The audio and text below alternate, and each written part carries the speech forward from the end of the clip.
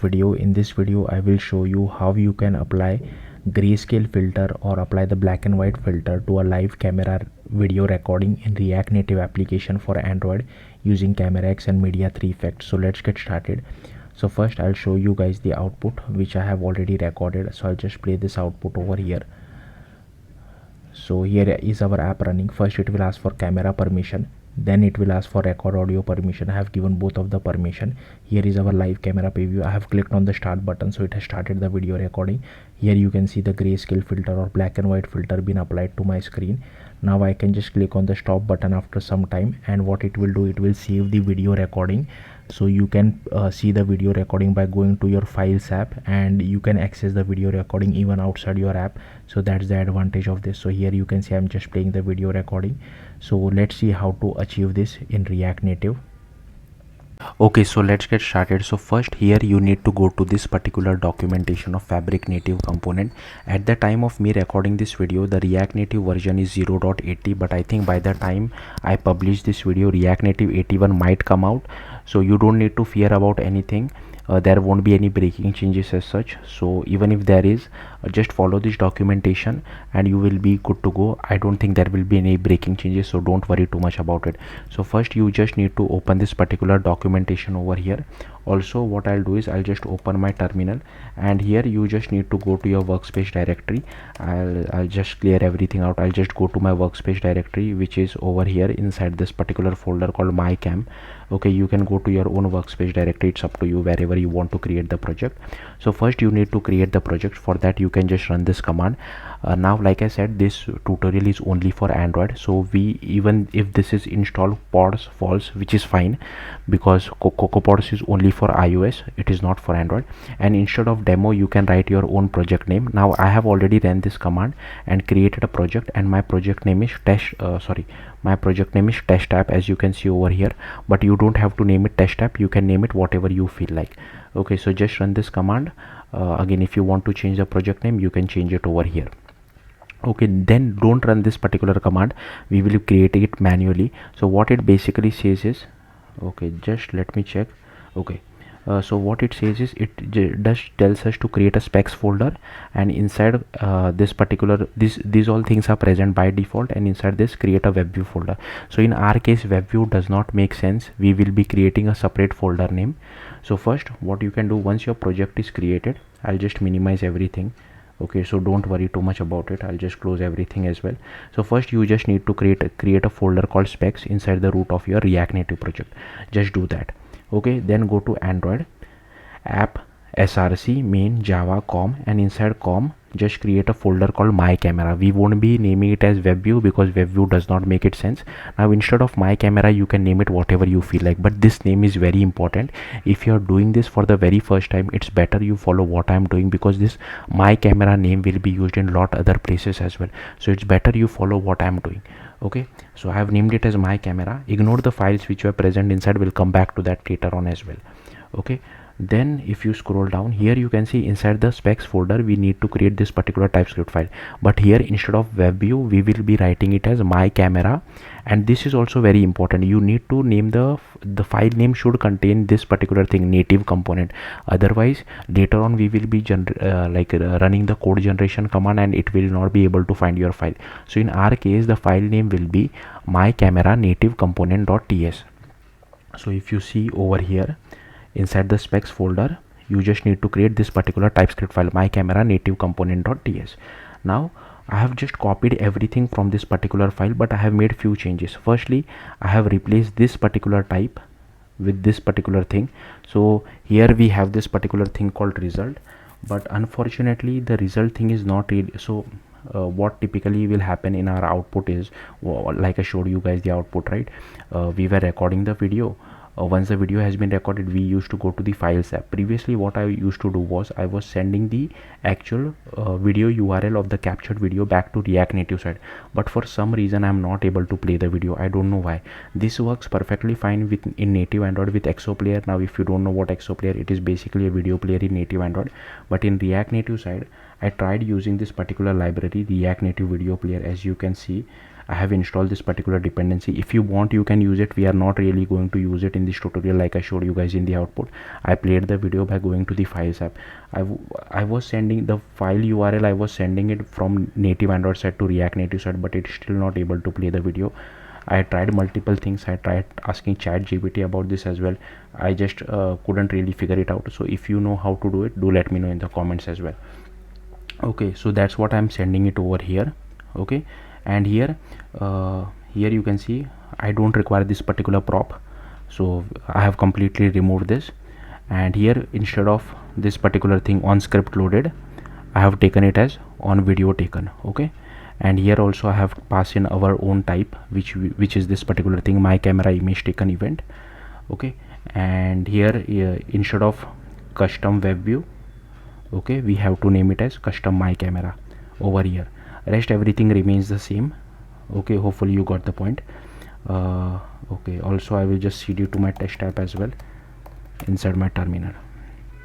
Okay, now let's scroll down, and here we need to copy this particular line of code and just paste it inside our package.json. So I have already done it, but again we need to make few changes. So if I just show it to you, here you can see I have copy pasted it inside my package.json file. So first, here instead of web view, it will be my camera. Over here as well, even though we are not using the iOS thing, but I have still added it. So here instead of custom web view, it should be custom my camera, and here instead of RCT web view, it should be RCT my camera. Now given that we have changed the package.json file, we just need to install the dependency using npm install. So yeah, this step is not given in the documentation, but I think it's better to do it, otherwise we will face unnecessary issue. Now we need to run the code generation command, so we are only doing it for Android. So you can just copy this command, paste it over here. Okay, and then run this particular command. So I have already ran this command, so it will be pretty quick for me, but if you're doing this for the very first time, it might take a bit of time, like 2 to 3 minutes depending on your machine. So just be patient. So here I think, so here you can see you should see build successful at the very end. Once this is done, let's ignore this React web view for now. Okay, we'll have a look at other files, because React web view will be completely different. We can't copy this from the documentation. So we'll first look at some other files, and then we'll come back to React web view. So first it is telling us that we need to create React web view manager.kt, but in our case it will be React my camera manager.kt, right? So you just need to go to React my camera manager.kt. Okay, and here you need to add all this import. So firstly, this is our package name, which will be different because the folder name was my camera in our case. Okay, rest everything I have copied it from documentation, but everywhere wherever you see web view, instead of that just replace it with my camera. So that's what I have done over here. So these are all the imports. Here instead of web view, I have written it as my camera over here, my camera over here as well. Same everywhere, I have my camera. Okay, my camera over here, my camera over here, here my camera. So hopefully you got the point. Also I have made few changes, so I have removed the code. So firstly, we are not passing any prop, right? So I have completely removed this line of code. We don't really require it. So as you can see, I have just removed it. We don't have it over here. Here also custom my camera should be there. Here also React my camera. Okay, and inside this particular method, so our method name was on video taken, right? Inside our TypeScript file, if you see over here on video taken, so that's what I have written over here, on video taken, and here it should be on video taken capture. And if you see here they have written on script loaded capture. That's why I have written on video taken capture. So this bubbling event is basically used for sending data from React Native Android side to React Native side. Like I said, I'm sending the URL of the captured video, but I'm not able to play it on React Native side. I don't know why. So yeah, next you need to create this particular file, React web view package.kt. So let's come over here, and here you can see I have created it as React my camera package.kt. Again, this I have copied it from the documentation. Firstly, this should be your package name, and wherever you see web view in the documentation, replace it with my camera. So that's what I have done over here. So yes, feel free to pause the video and just copy all this code. Again, this code is in the documentation as well. Just replace web view with my camera. That's what I have done. And the last thing which we need to do is we need to add this inside main application as well. So just go to your main application, sorry, it would be over here, whatever is your project name. Go to main application. Firstly you have to add your import. Again, this is your package name, React My Camera package, and you have to add it like this, add React My Camera package. Okay, so once you have done all this, let's just scroll down and let's see how to use it first. Again, we have not written the actual implementation, we'll look at it later on at the very end. Let's go to app.tsx, and here you can see firstly these are all the imports which I have added. Okay, then here I have taken a straightforward video URL, but like I said, I'm not able to play the video. Here it is, this is for camera permission. Now for recording video we require two things, camera permission as well as record audio permission. So for both of that I have taken this one state itself. If you want to name it differently, you can name that as well differently, like is camera and audio permission granted, but here I have just written is camera permission granted, but I'm checking for both camera as well as record audio permission. Now here I'm checking whether the user is using Android 10 or above, because from Android 10 and above we don't require the write external storage permission, we that is given automatically. That's why I've added this particular check. So here I have defined a method. First I'm checking whether the user is using Android. If yes, and if it is Android 10 or higher, then only I'm requesting camera as well as record audio permission. But for below Android 10, I'm requesting camera, record audio as well as write external storage permission. Then here I'm just checking whether all permissions are granted or not, and if it is Android 10 or higher and if all these permissions are granted, then just change this particular state as true. For below Android 10, if all these permissions are granted, then just change this state to true. Okay, then inside use effect we are just calling this particular method. Then is camera permission granted, then we just display our camera, else we just display a text saying camera permission not granted. So yeah, that's all there is to it. And once we get the URL from native Android side, we are just updating the state over here. So this will actually contain the video URL. Here I had some code, if you want to see it, to play the video as well, but it is not playing for me. So instead of using this particular thing, you can try to use this particular thing as well. Now some of you who might have little bit knowledge of native Android might be thinking that why did you not use Exoplayer?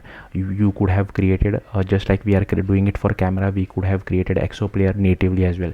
Yes, we could do that, but I don't want to make this tutorial too complex. Already it is a bit complex for React Native devs.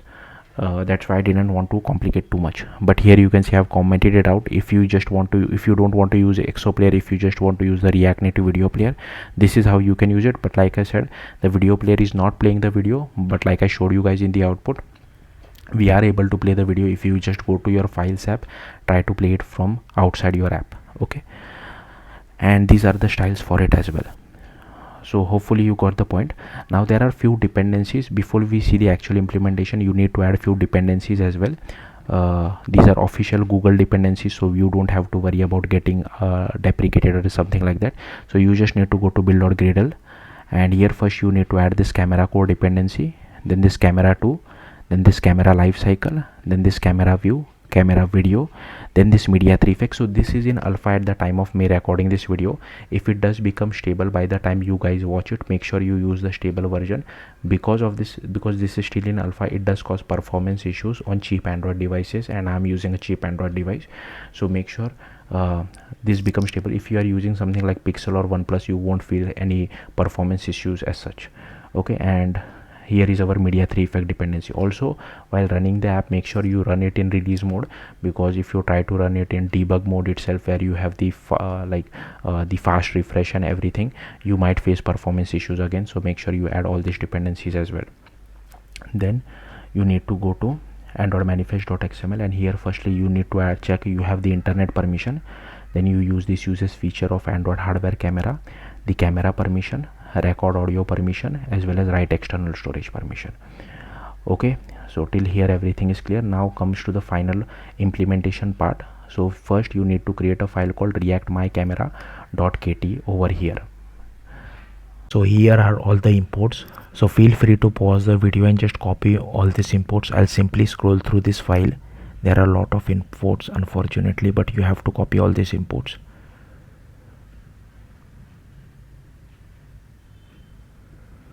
React class, which extends frame layout, and here we have our lifecycle observer as well. Then here we get hold of our current theme React context.